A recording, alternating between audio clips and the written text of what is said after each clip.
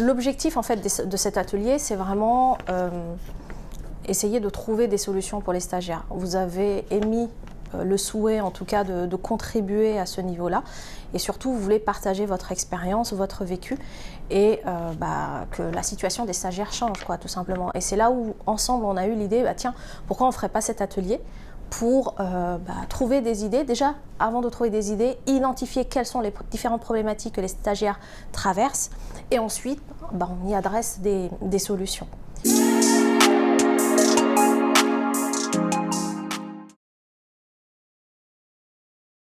Donc là, on va identifier toutes les problématiques que les stagiaires traversent à l'heure actuelle, qui sont exacerbées aussi par la situation de crise que l'on connaît. Donc, on aura 3 minutes pour brainstormer sur toutes les problématiques possibles. Un post-it égale une idée. Allez à l'essentiel, mettez vraiment toute votre idée sur le post-it.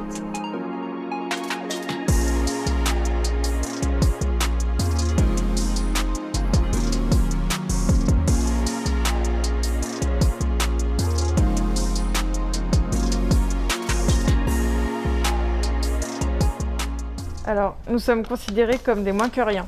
On manque d'attention de nos tuteurs. On a l'impression qu'on doit quelque chose à l'entreprise, mais qu'elle, non. On manque de considération. On a l'impression d'être soumis aux décisions de notre tuteur et de ne pas avoir notre mot à dire. On ne nous donne pas beaucoup de chances de rentrer dans les entreprises. On se fait souvent recaler. On a l'impression de réaliser des tâches ingrates, la plupart du temps. Et on a l'impression de ne pas recevoir assez de reconnaissance de la part de nos tuteurs.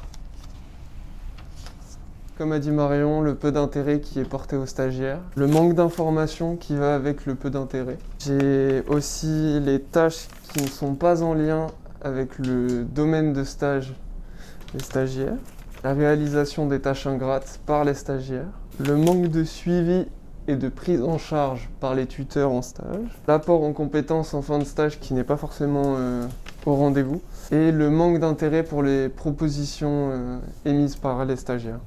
Bon, moi j'étais plutôt alignée avec tout le monde. Ne pas savoir quoi faire, donc vraiment arriver et pas savoir sur quoi se jeter comme travail et surtout manquer de travail. Ne jamais avoir de moment pour monter en compétences, alors qu'en fait le stage c'est le lieu pour apprendre et pour monter en compétences. Voir toutes ces idées réfutées, donc en gros vraiment le côté je donne plein d'idées et en fait on me casse à chaque fois et on ne veut pas que j'applique ce que j'ai pensé. Ne pas savoir quand solliciter son tuteur, en fait avoir l'impression que c'est jamais le bon moment et que du coup je suis un petit peu pas trop à ma place et je suis pas légitime à poser des questions. Vous allez voter. Chacun vous votez pour 3 post-it mais vraiment urgents à résoudre. Pour vous c'est un gros pain point quoi.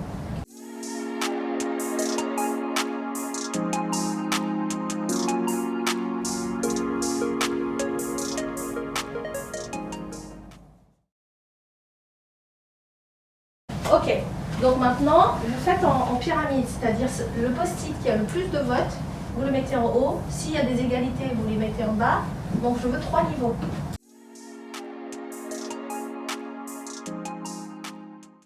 Ok, donc là par ordre de priorité, on a en moins important, voir toutes ces idées réfutées, nous sommes considérés comme des moins que rien, ne jamais avoir de moment pour monter en compétences, on ne nous donne pas beaucoup de chances d'entrer en entreprise. Donc ça, c'est plus sur quasiment la posture en fait du stagiaire. Ensuite, en deuxième niveau, plus important, manquer d'attention de ses tuteurs et le manque de suivi, de prise en charge. Donc là, on est vraiment sur le management. Donc ça, c'est intéressant, on a vraiment des catégories qui se sont dessinées.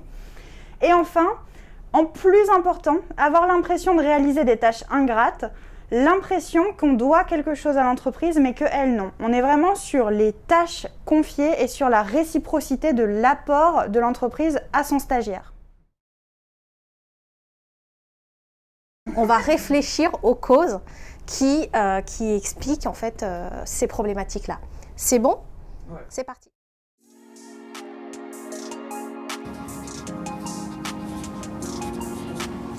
On a l'impression de réaliser des tâches ingrates parce que pour une entreprise, un stagiaire, c'est perçu comme quelqu'un qui ne sait rien faire, qui sort de l'école et qui du coup n'est pas sûr de ce qu'il va faire ou va faire des choses mauvaises.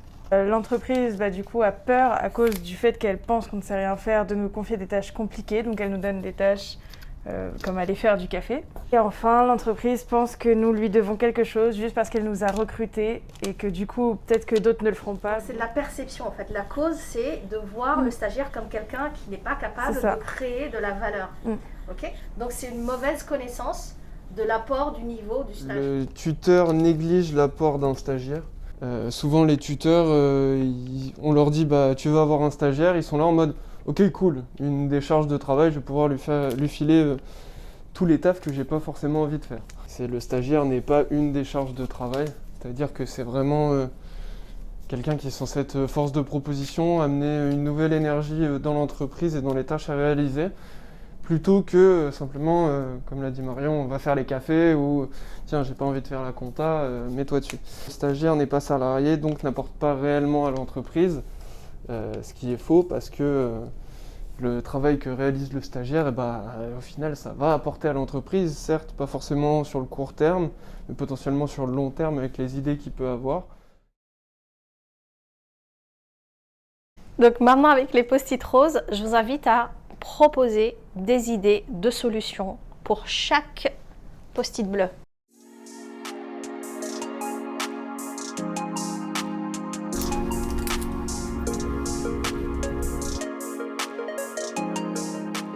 Du coup, je vous parle de mes réponses un petit peu plus précisément.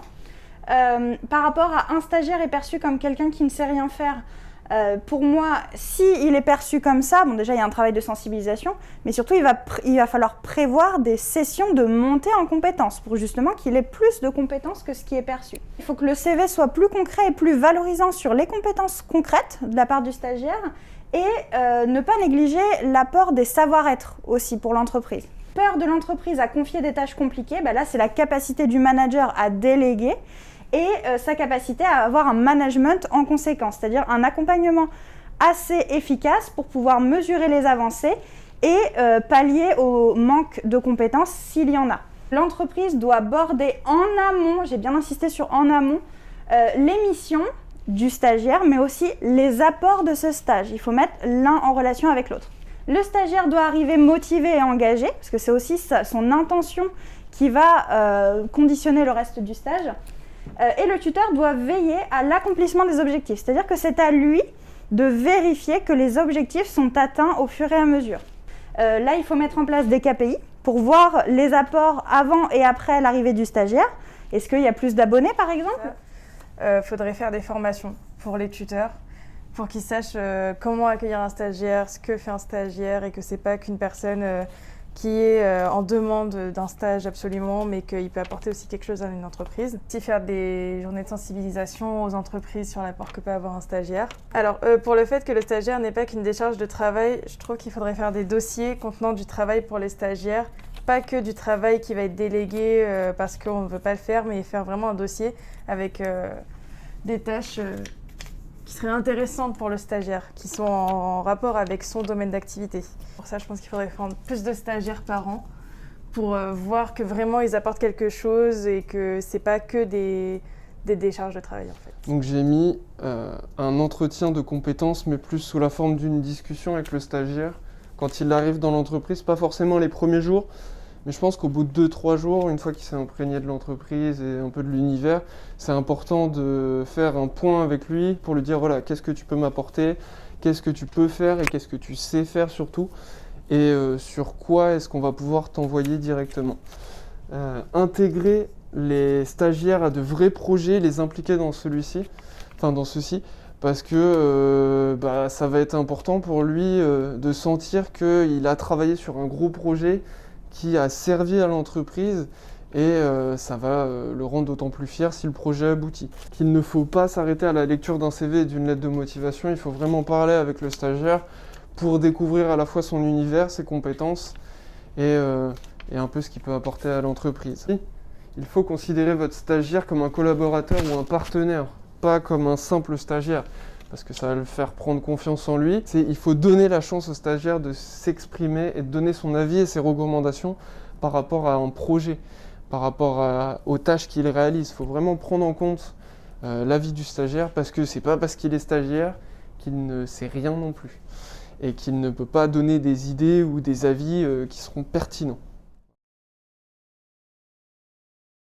Maintenant que vous avez proposé toutes ces idées, il faut faire des recommandations. Vous vous mettez dans la peau de consultants qui apportent des réponses aux entreprises, aux écoles et aux stagiaires.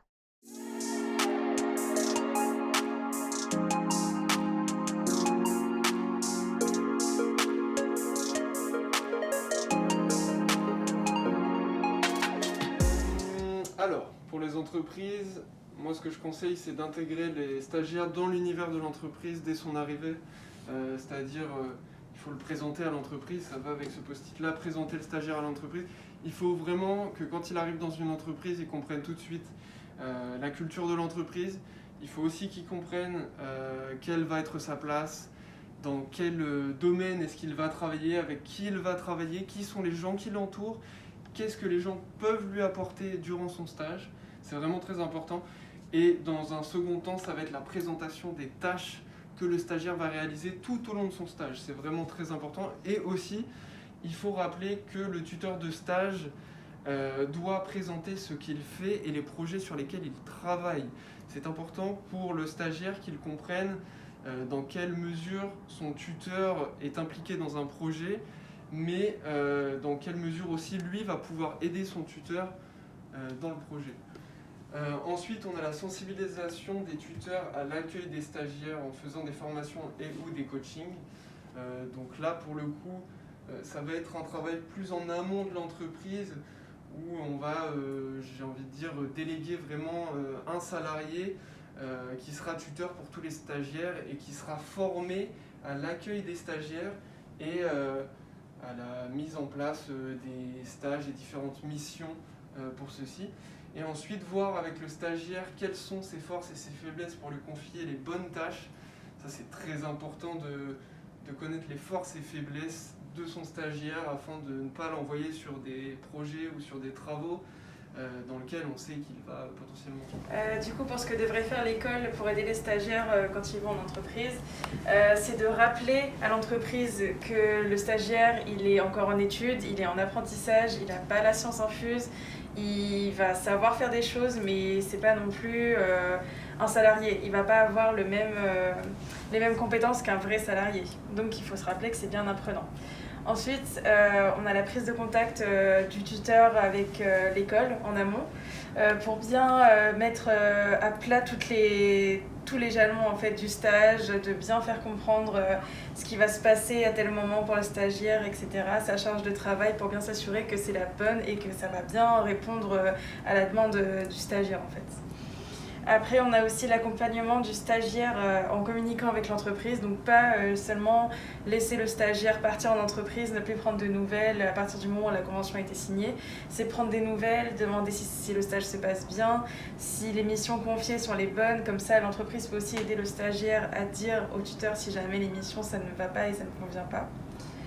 Et enfin, faire un entretien, donc régulièrement, peut-être si le stage dure 2 mois, peut-être 1 fois par mois, entre le tuteur et l'école, pour toujours s'assurer du suivi du stage et s'assurer qu'il se déroule bien et que le stagiaire va pouvoir développer ses compétences et aide aussi l'entreprise, que tout se passe bien dans les 2 cas. Ok, et du coup, du point de vue stagiaire, ne vous laissez pas écraser par les tâches ingrates qu'on vous confie. N'hésitez vraiment pas à aller dire à votre tuteur, voilà, c'est pas quelque chose qui me plaît, ce que tu m'as donné à faire, est-ce que je peux avoir autre chose? J'ai l'impression de déléguer ton travail. Donc, faut vraiment pas hésiter à le dire et à dire que vous ressentez un mal-être dans ce que vous faites en stage, parce que sinon on va continuer à vous donner, entre guillemets, des tâches ingrates. Et c'est pas ce que vous voulez dans un stage. Ce que vous voulez, c'est monter en compétences, c'est découvrir le monde et l'univers du travail dans lequel vous êtes en études. Donc vraiment, n'hésitez pas à dire quand vous réalisez des tâches ingrates que vous ne puissiez plus en refaire après. Et ensuite, faites un CV clair et précis sur les compétences maîtrisées et bien se renseigner en amont sur l'entreprise dans laquelle vous allez être en stage. On espère vraiment que cette petite expérience d'atelier vous aura plu à vous aussi et que vous aurez vu des solutions pour mieux intégrer vos stagiaires ou en tant que stagiaire, mieux vous intégrer à votre entreprise. N'hésitez pas à vous abonner à cette chaîne YouTube dédiée aux entrepreneurs et aux managers qui misent sur l'humain et sur la créativité. Bouton rouge s'abonner, petite cloche pour ne rien louper. Et en attendant, soyez créatifs, soyez équilibrés.